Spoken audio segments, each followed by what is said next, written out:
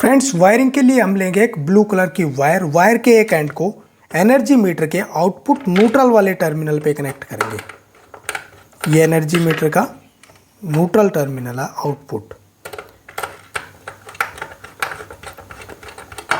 और blue wire के दूसरे एंड को हम आरसीसीबी के इनपुट न्यूट्रल वाले टर्मिनल पे कनेक्ट करेंगे।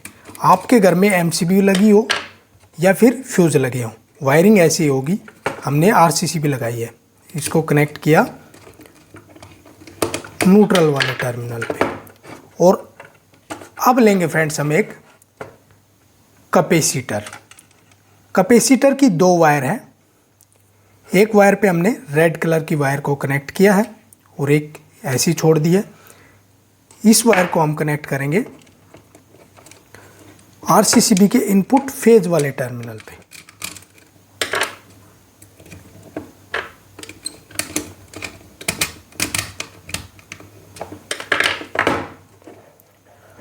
और कैपेसिटर की ये वाली वायर एनर्जी मीटर के आउटपुट फेज वाले टर्मिनल पे कनेक्ट करेंगे।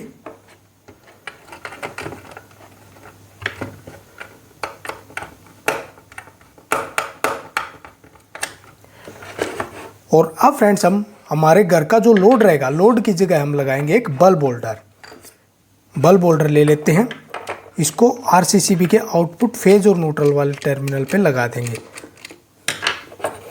फेज वाले टर्मिनल पे रेड कलर की वायर बल्ब होल्डर की, और न्यूट्रल वाले टर्मिनल पे ब्लैक कलर की वायर बल्ब होल्डर की। ये घर के लिए आउटपुट लोड वाली वायर है जिस पे हमने बल्ब होल्डर लगाया है। और अब हम एनर्जी मीटर में इनपुट फेज और न्यूट्रल वाली वायर कनेक्ट करेंगे। इनपुट फेज के लिए लेंगे हम रेड कलर की वायर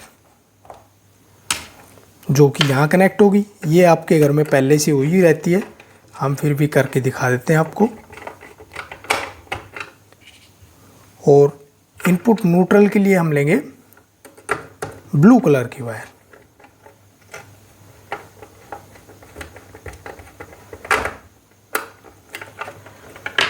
और अब फ्रेंड्स हम बल्ब होल्डर में 100 वाट का बल्ब लगा लेते हैं और देखते हैं ये वायरिंग हमारा लोड ले पाएगी या नहीं घर का।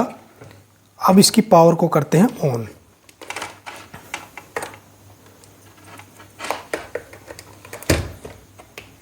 पावर फ्रेंड्स हमने ऑन कर दी है। ये देखिए एनर्जी मीटर में पावर आ चुकी है फेज वाली, और आरसीसीबी को ऑन करते हैं। ये देखिए ऑन करते ही बल्ब ग्लो करने लग गया, यानी कि जलने लग गया। लेकिन जो बल्ब है वो फुल ब्राइटनेस में नहीं जल रहा, इसका जो ब्राइटनेस है वो कम है, यानी कि इसने वोल्टेज को ड्रॉप किया है। ये जो कैपेसिटर है इसको अगर हम हमारे घर के फुल लोड पे लगा देते हैं तो ये घर का लोड सहन नहीं कर पाएगा, ये जल जाएगा, यानी कि लोड नहीं ले सकता इतना। और दूसरी बात क्या है, ये वोल्टेज को ज़्यादा ड्रॉप कर देगा। वो जो वोल्टेज है वो आपकी एलईडी बल्ब जो होते हैं उसके लिए या फिर एलईडी ट्यूब लाइट के लिए बेस्ट है। अगर आप इसमें फ़ैन चलाओगे या कुछ भी चलाओगे वो आपका नहीं चलेगा, लो चलेगा। तो इसलिए ये कैपेसिटर यहाँ काम नहीं करेगा, लोड की जगह कैपेसिटर काम नहीं करेगा। इसके लिए आपको कैसे वायरिंग करनी है वो हम आपको बताते हैं। दो टाइप से इसकी वायरिंग होती है, दोनों प्रकार से हम आपको बताएंगे हाई वोल्टेज से प्रोटेक्शन के लिए। अब इसकी पावर को कर लेते हैं ऑफ। आरसीसीबी ऑफ और मेन पावर भी हमने ऑफ कर दी है। और कैपेसिटर को अभी यहाँ से निकाल लेते हैं, क्योंकि कैपेसिटर जो है वो फुल लोड नहीं ले सकता घर का।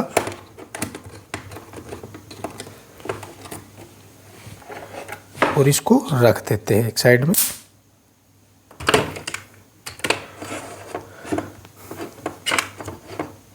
और अब फ्रेंड्स हम एक रेड कलर की वायर लेंगे। वायर के एक एंड को हम कनेक्ट करेंगे एनर्जी मीटर के फेज वाले टर्मिनल पे आउटपुट।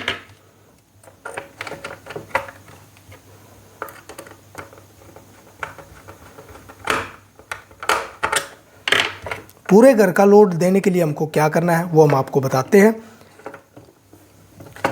और रेड वायर के दूसरे एंड को आरसीसीबी के इनपुट टर्मिनल पे कनेक्ट करेंगे यहाँ। और ऐसे वायरिंग करके हम आपको इसको ऑन करके दिखाते हैं एक बार। अब देखिए ये जो बल्ब है ये फुल ग्लो करेगा, फुल रोशनी में जलेगा। एक बार दिखा देते हैं आपको। पावर आ चुकी है, आरसीसी भी ऑन करते हैं। ये देखिए ये अभी फुल ब्राइटनेस के साथ जल रहा है, यानी इसको प्रॉपर वोल्टेज मिल चुकी है। और कैपेसिटर लगाया था उसने वोल्टेज ड्रॉप कर दी थी। आपकी एलईडी लाइट के लिए वो सही था, लेकिन अगर आप पूरे घर की लोड दोगे तो आपके कंपोनेंट भी नहीं चलेंगे और कैपेसिटर भी इतना लोड नहीं ले सकता। अब हमको क्या करना है वो हम आपको बताते हैं।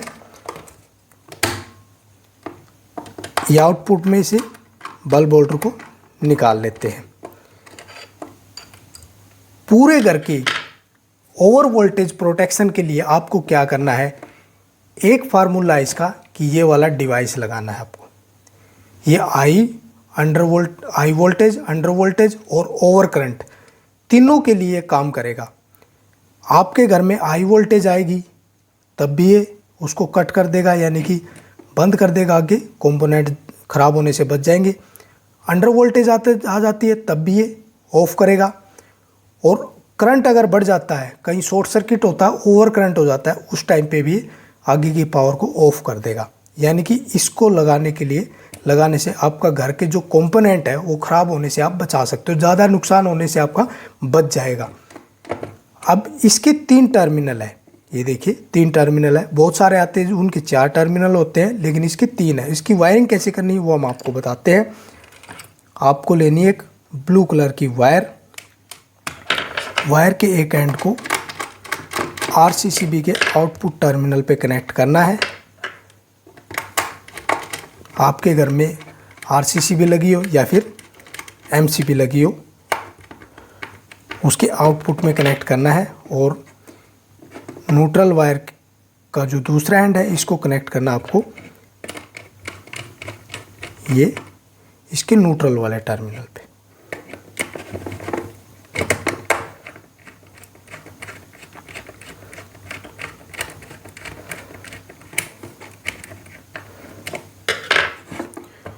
ये होगी इसमें इनपुट न्यूट्रल वाली वायर कनेक्ट। और इनपुट फेज के लिए हम लेंगे एक रेड कलर की वायर, आरसीसीबी के आउटपुट फेज वाले टर्मिनल पे कनेक्ट करेंगे।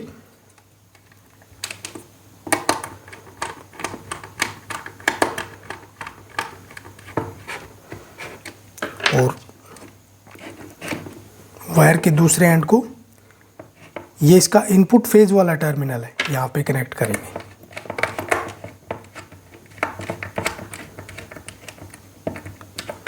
और अब लोड की जगह हम बल्ब होल्डर का इस्तेमाल करने वाले हैं। बल्ब होल्डर की फेज वाली वायर, ये आउटपुट है इसका, यहाँ पे कनेक्ट करेंगे।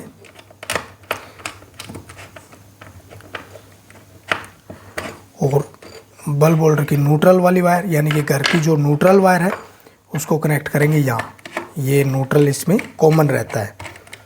जो 4 टर्मिनल वाला होता है वो न्यूट्रल को भी कट करता है, लेकिन ये क्या है, फेज को कट करता है जब भी ओवर वोल्टेज या अंडर वोल्टेज या ओवर करंट होता है तब।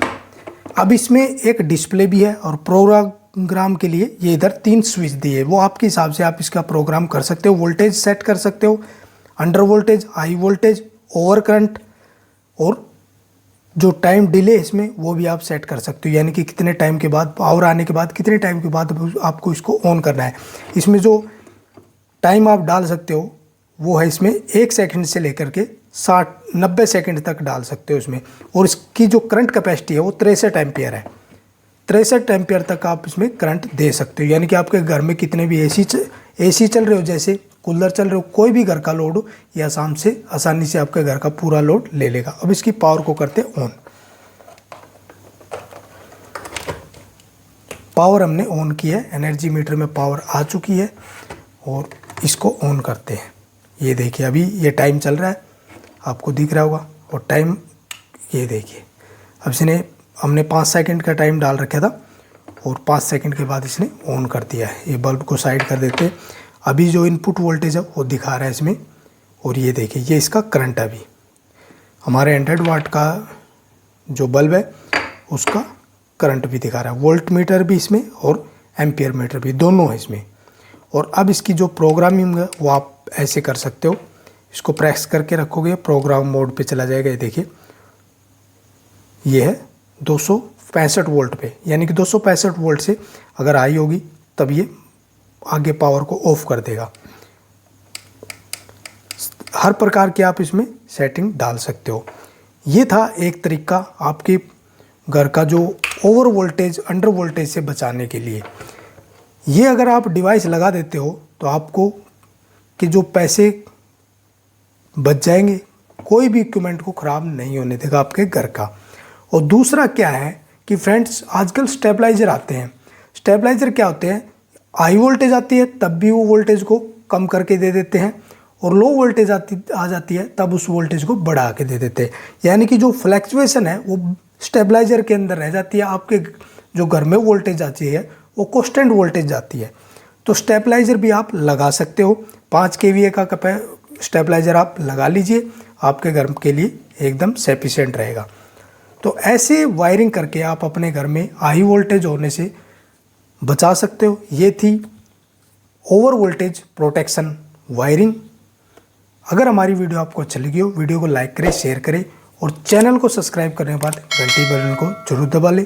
Thank you friends. ये जो डिवाइस है ये आपको ऑनलाइन मिल जाएगा, वहाँ से ले सकते हो आप।